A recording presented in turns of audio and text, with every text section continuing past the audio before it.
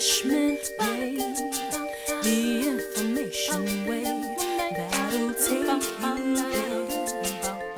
Get informed and stay in the news. Uplift your soul and wipe away your blues. Tune into Bashment Bay. Yeah, yeah, yeah. Hello and welcome to Bashment Bay TV premiere episode.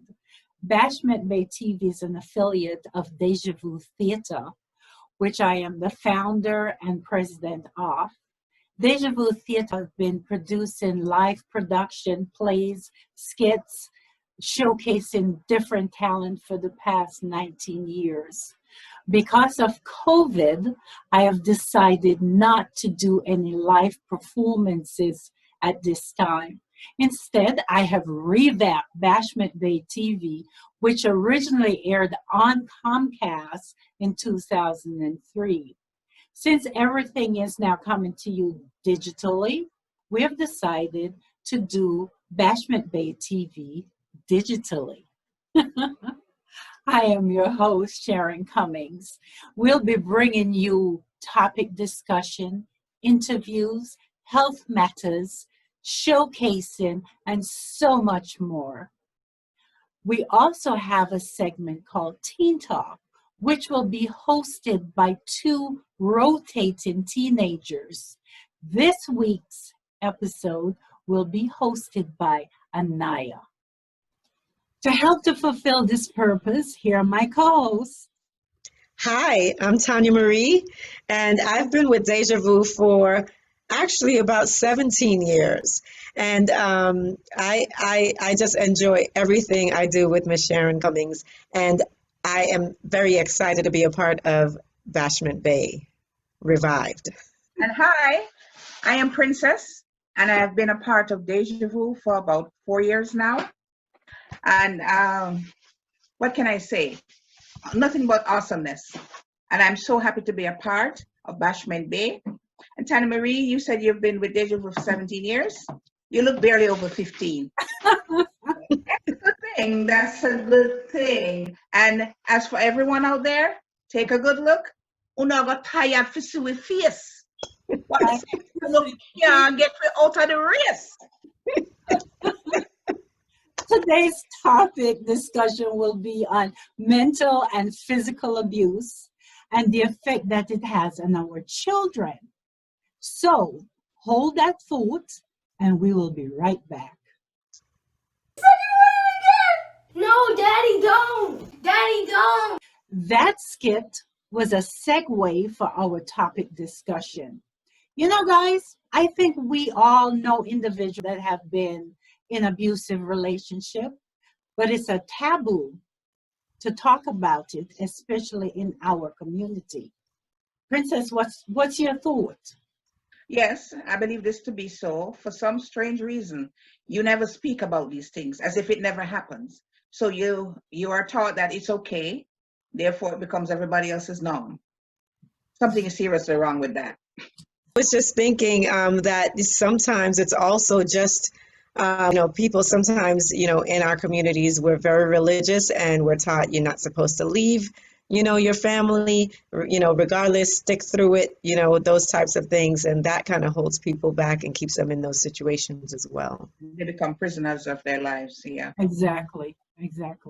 Do you know that 1 in 4 women and 1 in 7 men will experience physical violence by a partner in their lifetime? Can you imagine? I can imagine that, but I can imagine it never happening to me because I don't play. Ain't nobody gonna put their hands on me and still have hands left. Oh my gosh. But in all seriousness, I read somewhere that I believe it was the National Coalition Against Domestic Violence, and it said that nearly 20 people every minute experience abuse, the physical and mental abuse by an intimate partner. And that's it said something like that's about 10 million people, men and women. That's too bad. Wow. Think about that for a minute, guys. 20 people per minute are physically abused. Can you imagine the effect on children seeing that in the home? Oh my goodness. Mm. But research have estimated that at least 3.3 million and 10 million children are exposed to adult domestic violence each year. Can you imagine that? I mean, you think about it, for each, couple with 1, 2, 3, 4 children in the home, and each couple that experiences that, they're looking on, and seeing these things, growing up with it, living through it, and, you can only think about how it affects them. And each one has their own perspective. You'd be surprised. They say 7 brothers, 7 different minds. They leave something, either become abusers themselves, or they allow themselves to be abused, or they become so cold they can no longer feel. So they have problems, relationship issues. So many things can arise from that, and they can all grow up in the same home. Sometimes, for example, there's a lot of problem in the school where they will class a child as being disrespectful, doesn't listen, acts out, have tantrums in class and stuff like that. But I think they need to teach, these teachers need some kind of program for them to understand sometimes what is going on with these kids. That is not just what you're seeing. There is an underlying issue going on with them. They need to be trained to identify these things so they can, better be able to assist. And on that note, I would like to introduce a mental therapist to give us a more professional perspective on the subject. She's a graduate of Nova Southeastern University, where she received her bachelor in psychology and her master's in mental health therapy. She works with children and families. Welcome, Tamika Johnson. Thank you so much for agreeing to be a part of this, because we want your professional perspective on this subject. Well, thanks for having me. My first question to you is, how does domestic violence affect children? Well, it manifests itself in different ways, depending on the situation and, of course, the child. There can be behavioral issues that can develop from it, emotional issues, learning disabilities. There's so many different effects that can come from children that live in a home that witness physical violence or even verbal violence, verbal abuse, I should say. So it definitely has an effect, most of the time, a long-term effect if it's not addressed right away, or if the situation doesn't change. And many times it even leads into addiction as time goes by, or that child sometimes becomes an abuser themselves or end up in an abusive relationship. I was about to ask you that if there is a long-term effect, but you have already answered that. But is it treatable? Absolutely. If there's counseling, if there's an intervention, if intervention is done at the right time, it doesn't have to be something that is continuous. The effects don't have to be continuous throughout that child's adult life or even throughout their childhood. It just depends on the severity sometimes. And if intervention is done or is right away. So it varies. A lot of times we hear about people that have been in an abusive relationship and they don't even realize it sometimes. They don't understand that this is something that is coming from their past and they're just continuing a cycle. So that person also, that child that turns into an adult, they also have to recognize that there is a problem and they have to be ready to address it. So those are some of the ways to treat it, catching it early, or even in their adult lives, having them go back into their past and seeing where some of these issues have come from. But for some of those kids that are in those situations where they're acting out and they're already in deep troubles because of their home life, things like that, how do we get to them? How do we get to them in order to treat them? There has to be someone who's paying attention and who cares.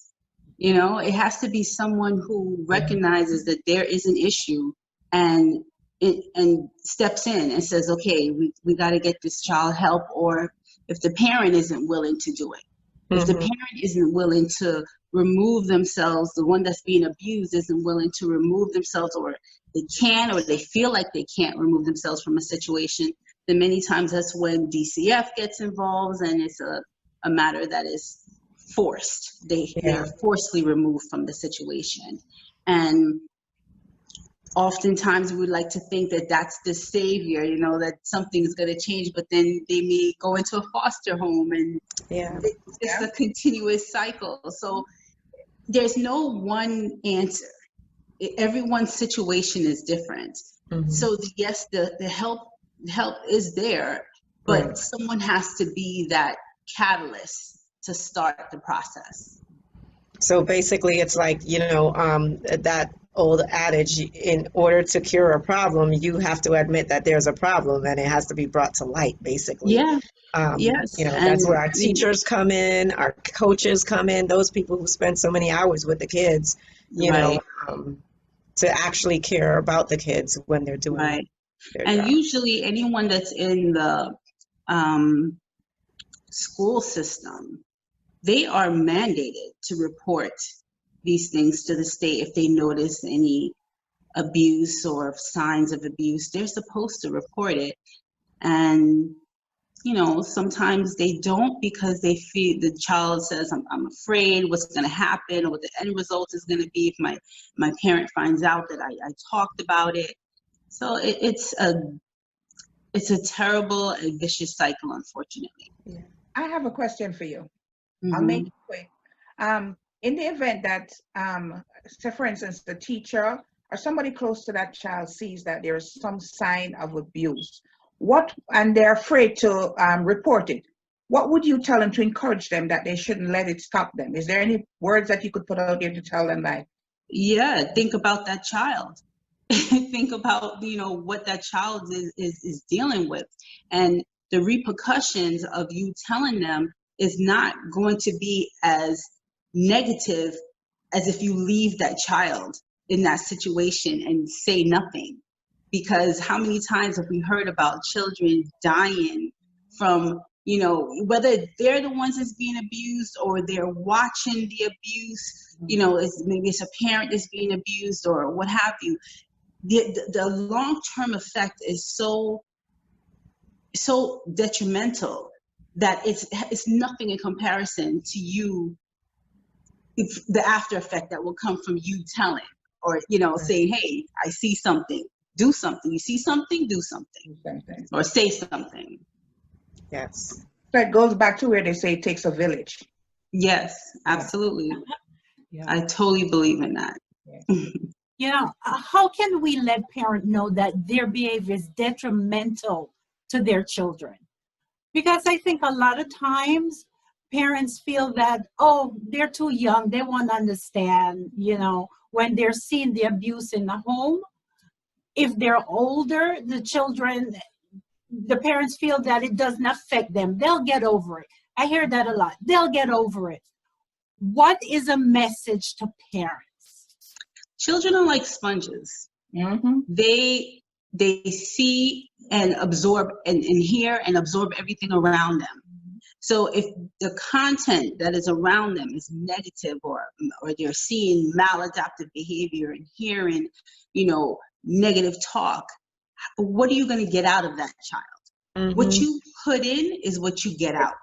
And any parent that cares about their children, I think that they could not have the mindset that okay, my child seeing me being beat or or hearing me being verbally abused on a consistent basis, oh, it's no problem. How could it be no problem when actually that individual themselves, it has an effect on them? So if it has an effect on you, how could it not have an effect on a child? Mm-hmm. It's actually a worse effect on the child. So and you're going to see it in their behavior. Children, as much as they may try to hide things or make it seem like they're okay to the outside world, when they're in that home, you as a parent, you recognize that something is wrong. And if you don't recognize that, then we have even a bigger problem. Yeah, I think parents need to be more mindful of what is said and done in front of their children. That's right. Absolutely. True. But then also we have those situations where those parents feel like there's no out for them. They feel like they're at their end and there's nothing that they can do. They're stuck in this situation. And there are a lot of, there's a lot of facilities, there's a lot of organizations out there that can help people get out of those situations. And you just have to be ready and willing to move forward and to take a step out on faith and just know that you don't have to put up with this situation and you can do better. And there is help out there. Yeah, because a lot of time these parents themselves need help. Yeah. Because sometimes they're the ones coming from an abusive situation. Yes, sometimes that is the case. And sometimes they feel like because that abuser is the one that's financially taking care of them and the children, that they can't do anything, they can't make it on their own. There's no way that they'll be able to take care of themselves and their child. So they take the abuse because they think they're doing, they're helping their child to be able to have a roof over their head and food to eat. But it's actually, it's worse. And I have a question. They say that you have people that have been abused for so long that it becomes their normal. That not being abused, they start to question if this person loves them or not. Mm-hmm. I mean, it sounds crazy, but it is true, isn't it? Yes, absolutely.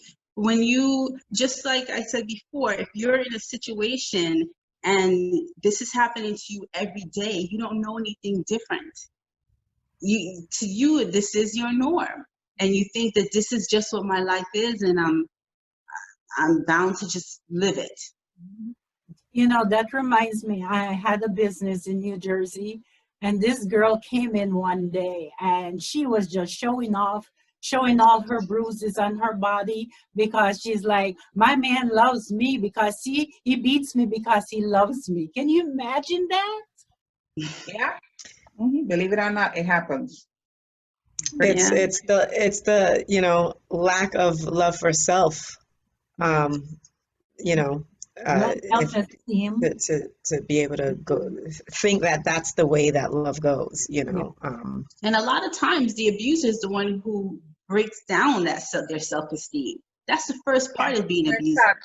It starts with the mental and verbal abuse. Yeah, it's to break you mentally. And once they break you mentally, then they have you physically. Yep. Exactly. The pattern, it follows through. Yeah. Control the mind, then you can control everything else. Absolutely. Yeah. That's right. There should be signs, and I believe they are, that tells you when someone is leaning more towards the abusive side, in the sense that I'm told, and you can tell me if this is so, that they start by isolating you. And then when they isolate you and get you to trust and feel that they're the only ones who care because they have gotten rid of everybody around you, then they start to control your mind, and then that begins. So I guess, ladies, gentlemen, when you're out there and you see that the isolation start, you can no longer talk to your family or your friends, that these are signs you should be. Something is wrong. Those are usually the first signs. You got it. You hit the nail on the head. That's usually the first signs, because that individual is now trying to remove that net, that safety net around you, your family, your friends. That's your safety net. Yes. So they start to remove that so that they're the only ones. You think that they're the only ones that's there for you, who can help Right. you, and then it turns into the physical abuse. So the emotional and then the physical. It's typically a pattern, and it's the same pattern over and over again. So ladies, That look for was it a lot of information. there. Yes. Well, Tamika, thank you so much for joining us and sharing your knowledge with us and, with everyone watching, just so that we can be a little bit more aware, have a little bit more knowledge as to how to communicate with those that we might know and that are going through these types of situations. Hopefully we can be a little bit bolder in caring for those that we love that might be in these situations. Yeah, I just have one thing to say. All right, ladies, part thank about wait a minute. The part about children are like sponge. Yeah. They don't forget anything. They retain everything. Tamika is also my daughter. And she'll come to me with things that happened when she was 4 years old. I'm like, how do you remember that? I have no memory of it. There's certain things that stick because I remember things as far back as when I was 4. Not everything, but there are some things for some reason had this impression on me that I just can't forget. And I still remember. That's exactly what it is. It has an impression on you. And it doesn't always have to be negative. Sometimes it's positive, and it could be the littlest thing, a smell, a sound, and I remember when, but Yeah. Well, thanks again. Thank you so much. All right. My pleasure. Take care. Take care. Bye-bye. Thanks. Bye. Okay. Coming up next, we're going to have Ananiah doing her Teen Talk segment. We will be right back. Yo, this is Groove Galore Music coming out of Montego Bay, Jamaica. I just want to say big up to Sharon and the Bashment Bay TV crew. All the best. Enough love, hold the faith. Big up. Bashment Bay TV. Wow, Groove Galore. Set up. Before we start, I'd like to thank Ms. Sharon for this amazing opportunity. We're all extremely grateful. My name is Ananiah Marcellus, and today I'll be your host of Teen Talk. The topic we're going to be discussing today is about physical and mental abuse from a teenager's perspective. So, guys, how would it affect you if you were in a household where abuse wasn't constant? I would say, me personally, I would exhibit the same behaviors that the person who's abusing me and have an effect on people in the community, and probably take that behavior that he's doing or her is doing and exhibit it on somebody else. I would probably develop anxiety and fear if I was in an environment like that. I feel like I'd fall into a depression or have suicidal thoughts because of it. I would be very scared of moving forward with a lot of people because I feel like I would also mess up a lot of relationships. I feel like I would probably develop anxiety because I'd be worried about it happening again. Depression because I feel like my life didn't mean anything. I'd probably become suicidal because I feel like anything would be better than being in that situation. So guys, do you think that us as teenagers would be more prone to accepting that behavior if we were in a relationship, in an abusive household, or if you weren't in an abusive household? I would probably say no, because I feel like we as teenagers have a right and have the ability to make our voices known and make our demands met. I feel like yes, because you felt that way in either your past relationship or you felt like that before. And would you accept that if you weren't in that before? I think so, yeah. I feel like personally it depends on if I was already in an abusive household, because if I was in an abusive household, I feel like I would end up falling into that situation again, or I feel like I'd be accepting it in a relationship. But if I wasn't, I feel like I wouldn't accept it. Personally, I feel like I would accept it even if I was in a relationship that was abusive, because I feel like I feel like that's a love language that they feel they can use. So I feel like I would accept it. But if I was not in abusive relationship, I would not accept it at all. Me personally, if I were in an abusive household and then went into an abusive relationship, I probably wouldn't want to be in that relationship or try to run away from that, because I'd already know what that felt like being in that household. So I want my relationship to be a safe space. And me not being in an abusive household, I wouldn't accept abuse in any way, in any type of relationship, because I just feel more confident in myself and I know that's not what I want from a guy. But guys, how do you think us as teenagers can break that cycle? I would probably say never fight fire with fire, because if y'all both are fighting each other, then the situation is just going to stand there and get bigger and bigger and bigger and bigger, instead of trying to solve the problem and make it like non-existent. I feel like you should be the better person or be the person you wish that person would be. So if that person was abusing you and you wish that person met up to those expectations, you would want to become that person. It would be the better person and be the bigger person. I feel like us as teenagers, I feel like we should be less tolerant of abuse and we should take it seriously. I feel like we should be taught what to do if somebody opens up to you, instead of just like being, oh, okay, and not knowing what to do. We should like be more open to it and open to learning about it. I feel like in order for us to break that kind of stigma, we have to listen, not tell people what to do, because a lot of people who are telling people what to do have not been in that situation, and most people just like to talk, but I feel like listening is the number one thing that our society can bring to abuse. I feel like listening is the number one thing we need to do. Yeah, I agree with all of you guys. I think one thing is really just treating your peers the right way, because you never know what somebody could be dealing with. So just treating people the right way, no matter how horrible they may treat you, because you never know what light you could bring to somebody else's life. And also, I think when it comes to parents and abuse, that before somebody has a child and they're going to the hospital, that it should be almost mandatory or preferred that they get therapy before they have their child, so that they don't have that thing in their heart where it's like, oh, I was abused as a child and maybe it hasn't come out yet, but when their child does something wrong, they're like, oh, I'm going to abuse them.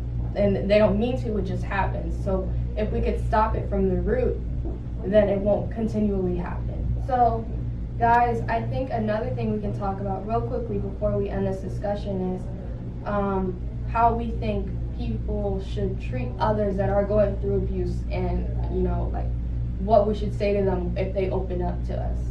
And one thing for me is just like, if somebody's opening up to you about an abusive relationship, you should never put them down. And like never be like, oh, you should get out of it, what's wrong with you, you're crazy, you're this, you're that. But really sit there and listen and understand them, because if you don't listen, the problem will never be fixed. Yeah, and also one thing I would probably say is, don't try and shift what they're going through. If someone's being abused, don't try and shift it to like, oh, well, this is going on with me, so like, no, this is not about you right now. Dial yourself down a little bit more and probably like listen and understand and try and find ways to help somebody out, because not everything is going to be about you. I feel like you should, aside from listening is probably the best thing, but aside from that, encourage them. Tell them that they're worth it. Tell them that they're here. Tell them that I'm here with them. And tell them that I'll always be with them no matter what. So aside from listening, be there for them and encourage them along the way. I feel like you should ask them, what can I do for you? So you're not just sitting there, also listen, but also like try and figure out what you can do to help them, try and find out solutions, give them advice and all of that. And so just be there for them, encourage them, let them know that they're loved and everything. In order for us to break this for real, be there for somebody. Actions speak louder than words. That's a saying for a reason. Be there for them. Do things that nobody else will do for them. Be that person that they will call in the middle of the night when something's happening. Be that person for everybody. Even if you're not going through abuse, be that person. Be that person, because you don't know if they can jump off a roof the next day. You don't know if they can commit suicide. You don't know what they're thinking in their mind. But you being there for them will show them that I'm worth it. Be there for them, because actions really do speak louder than words. So listen, be there for them. I would just listen. I don't want to tell anybody what to do. What really break this standard is being there for somebody, showing them that you love them, showing them what real love looks like. Because real love, you can't have real love without Jesus. That's just a fact. Yes. Show them what 100%. real love is. Going from Jesus, if you are a Christian and you do meet someone like that and they open up to you, remember to share God and to let God use you through that. Like, because God is love. Like, he is the real love, and you can't know real love without God. Exactly. So show them that love and use that love through you.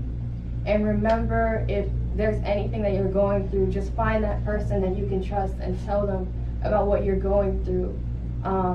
And thank you so much for this opportunity, and we'll see you guys next time. Well, they have spoken. We have heard from our teenagers. Out of the mouth of babes. Listen, listen, listen. They're absorbing. They're taking in what you're putting out, and they're telling you what you are teaching them. Mm-hmm. So you can determine what you want to flow from them.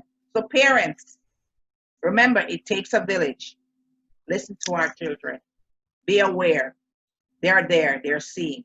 Their eyes work. Their ears work. And their memory like sponge. Exactly. Yep, so true. Well, we are going to lighten the mood just a little bit. We have a guest entertainer for you, and her name is Lakeisha Bennett, better known as LAKESHA. She is a singer, songwriter, and actress. As a matter of fact, she's a former artist from Deja Vu Theater Productions. Yes. Party. She brings to you now her debut single, Gotta Let You Go. No, don't let us go now. We're still here.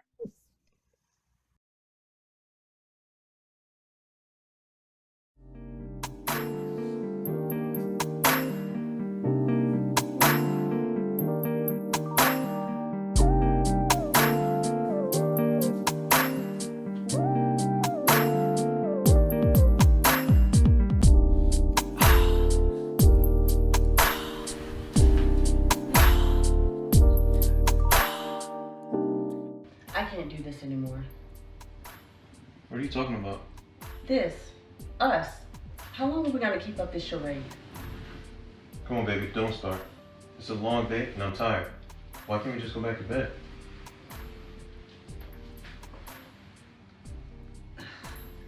You smell like some other woman. I don't wear that perfume.